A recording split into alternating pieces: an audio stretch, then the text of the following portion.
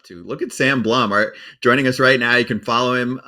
We'll post everything about Sam on follow his account and his articles coming up here on the Athletic. Are you in Anaheim right now? Yeah, I came out to the ballpark because I wanted to just kind of like see what the scene was like here. There's a lot of fans, and they still have the big Shohei Ohtani mural up. Are I they was gonna like say, posting are they thank you burning it notes or down? Are they something? ripping it? What's that? Are they Is it? ripping it Are down? Are they they? doing a LeBron James? Or are they No, the posting thank fans you are, and I notes? figure that the team will at some point soon, but we'll see. All right, so Sam, first, before we get to the Angels part, tell me your reaction to A, Ohtani joining the other LA team, and B, the reaction to the money when you saw it, because you followed this guy for years now. Yeah, I mean, my reaction is that it makes a ton of sense, right? I mean, the Dodgers, I always kind of thought if the Dodgers like won the World Series, it would complicate things because I never thought he'd be someone that would go for, go to a team that just won it all. So this kind of makes sense. I mean, they're a team like the Angels were maybe, 7 years ago that kind of needed something to get them over the hump. And it's just turned out that the Angels needed a lot more than him. But I think the Dodgers are a team that could just, he's like a missing piece. I'm sure he senses that to some extent. He doesn't have to move really. He's in an area that's familiar to him. Media market that's very familiar to him. A lot of the people that are at Angels games are at Dodgers games. It's not entirely different. So I think that I think that this made a lot of sense. It puts him on a team that's competitive, that can win a World Series as soon as next season. I mean, I think that with the Angels, they just didn't have that promise. They didn't have that pathway, and I don't know if they had $700 million to offer him. So I think all of that was a factor. And yeah, I mean the money. It's. I think a lot of people will say that he can pay for himself in a lot of ways, just because I mean, if you go to Angels games, you'll see it. I mean, you can see it on the highlights. I mean, there are Japanese advertisements all over the ballpark. It's he's a conglomerate. He's his own media empire, and so that $700 million is probably not nearly as expensive as it sounds. Could he have gotten more had he not blown out his Tommy John last year or whatever mysterious elbow injury that he had? I mean, I didn't hear anybody say 700 million. I would have taken the under if somebody said 700 million. I would have too. And so that's a good question. I mean, are we talking $1 billion here if he's pitching next year? I mean, I don't know. It's like he's not that far off. Listen, I think that the Dodgers are paying for all the stuff we just talked about, like just what he brings to the team. I think that is a huge part of what's baked into the 700 million. Plus, if the money's deferred, I mean, it's you're not necessarily putting yourself in a position where you can't keep spending. So I think that's a big part of this. At the end of the day, I mean, you're right. I think that if he's pitching next year, he's worth probably a little bit more. I mean, and maybe that would have just been in the form of other teams kind of being part of a bidding war. To some imagine that the pitching probably scared off at least one or two competitive teams in this. Well, that's just speculation, to be honest. But yeah, I mean, it probably impacted it to some extent. But $1 million is, if you were to, like you said, if you were to ask me before that happened, what he would have made, I wouldn't have guessed 700 million. So this is, I mean, he's getting paid probably equal or somewhat close to what he would have made regardless of the pitching situation. Now, you've mentioned how all of this is like, the Dodgers are going to easily capitalize on all his off-field stuff. I get it. I'm going to be Debbie Downer for the, celebratory day for Dodger fans. But what if Shohei doesn't pitch? What if Shohei becomes a closer for the Dodgers? Is this contract still worth it? If he wins 2 MVPs in the 10 years? I mean, if he wins 2 MVPs in the 10 years, I think that's, listen, that's pretty good. But at the end of the day, I mean, yeah, it's. I think you'd have to look. I mean, it probably comes down to dollars and cents on that front. Like, what does he bring revenue wise? I mean, are you really compromising your future if he's not a pitcher? If he's not as I mean, if he's the kind of guy that's coming out an MVP type hitter every year, maybe someone that can also play in the outfield. He's certainly adept and capable of doing that.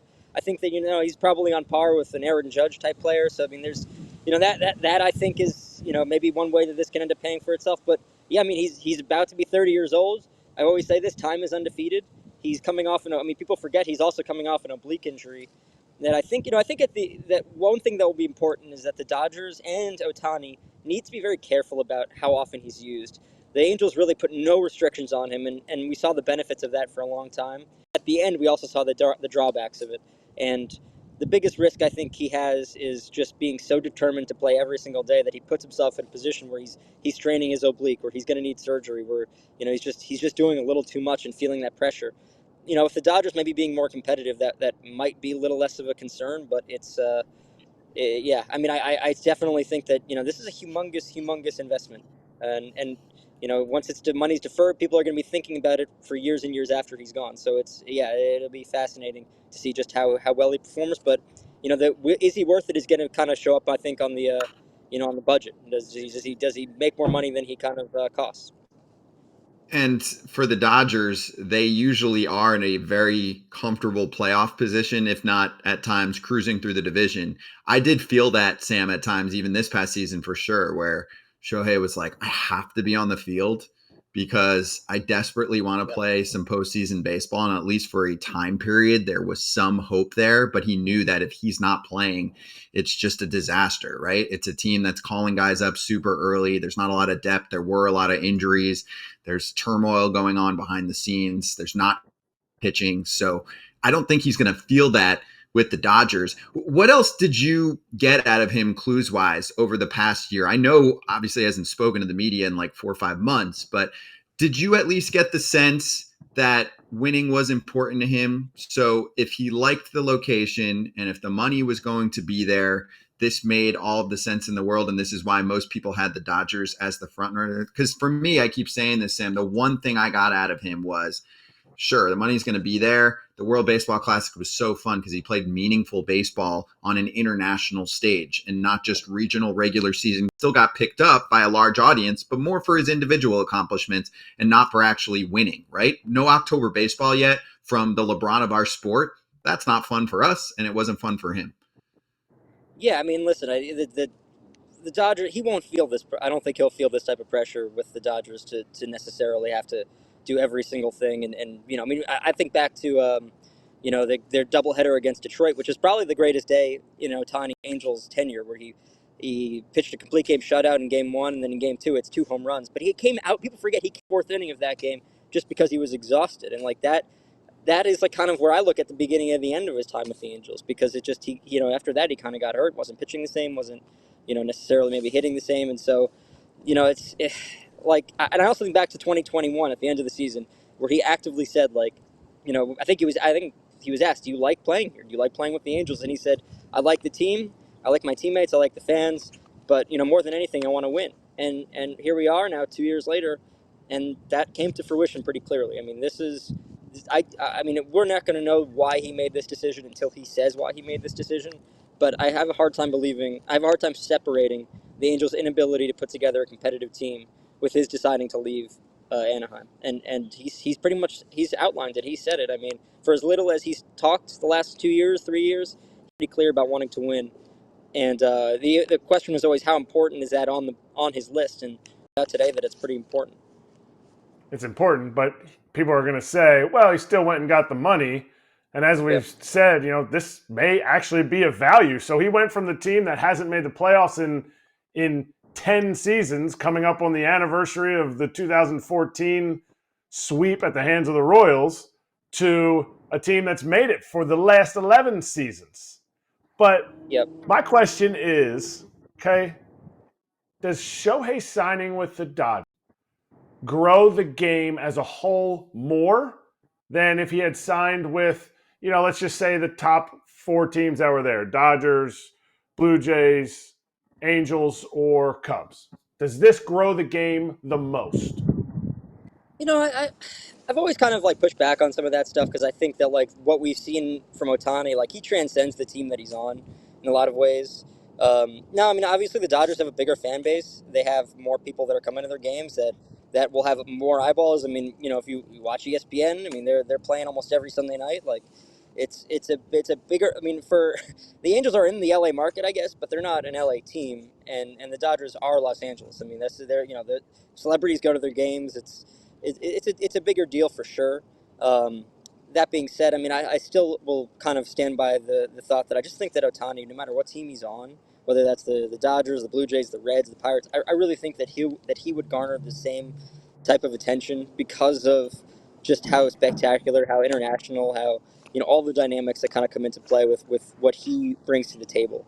That being said, I mean, there's an obvious advantage. I'm sure Major League Baseball is thrilled that he's going to a team that has Mookie Betts, Freddie Freeman. I mean, this is going to be an incredible super team, I think. I mean, the odds-on favorite to win the World Series, obviously, I think. So it'll be fascinating to see, what that team could do to do and when they're playing October baseball and he's a part of it. I think that's really where it grows the game.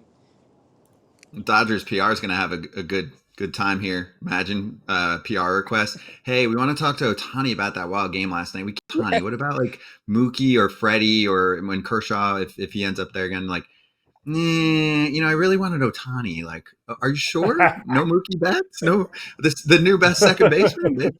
Last one for you here, Sam. So you posted how, the last 3 seasons, this team finishing 77 wins, 73 wins, 73 wins, really not that close to the playoff contention.